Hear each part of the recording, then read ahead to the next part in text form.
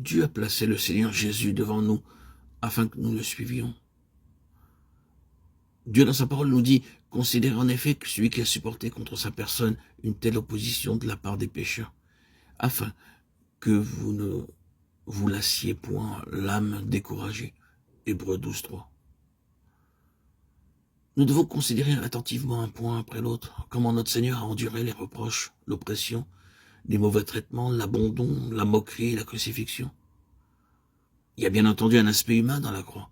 En faisant ainsi, nous ne nous lasserons pas. Quand le Seigneur parle à ses disciples de ses souffrances sur la terre, il leur dit, le disciple n'est pas plus que le maître, ni le serviteur plus que son Seigneur. Matthieu 10:24. Nous ne devons pas nous attendre à être mieux traités que ne le fut le Seigneur Jésus. Et Jésus, allant plus loin, leur dit, il suffit aux disciples d'être traités comme son maître et aux serviteurs comme son Seigneur. Matthieu 10:25. Cela est bien assez si le traitement que nous inflige le monde ne va pas au-delà de celui que Jésus reçut.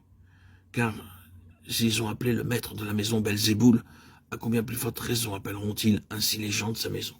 Matthieu 10:25. Puisqu'il a été l'objet de mauvais traitements dans ce monde, n'en sera-t-il pas de même pour nous?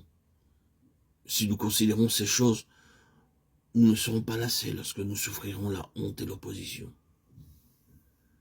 En courant la course du royaume, la chose la plus redoutable, c'est d'avoir l'âme lasse et de faiblir.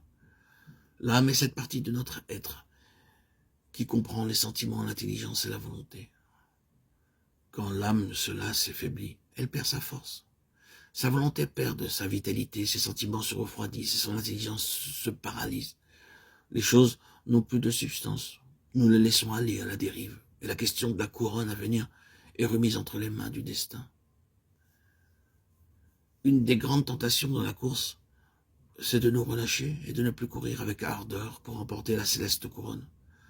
C'est comme si des forces se coalisaient pour s'opposer à l'endurance du coureur. Si nous considérons vraiment le Seigneur Jésus en méditant sur ces expériences, nous ne perdons pas courage.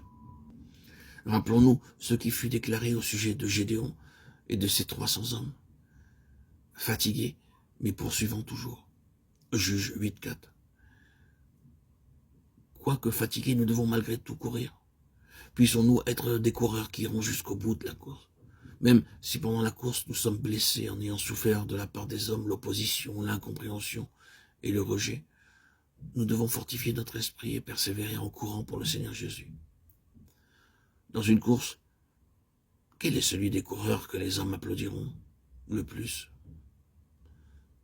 Ne sera-ce pas celui qui, ayant été blessé, poursuivra sa course jusqu'à ce qu'il remporte le premier prix?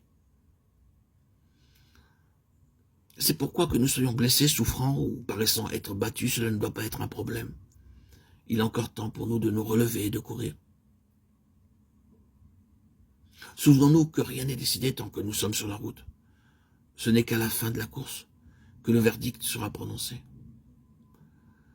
Ainsi donc, ne déclarons pas forfait pour quelque raison que ce soit.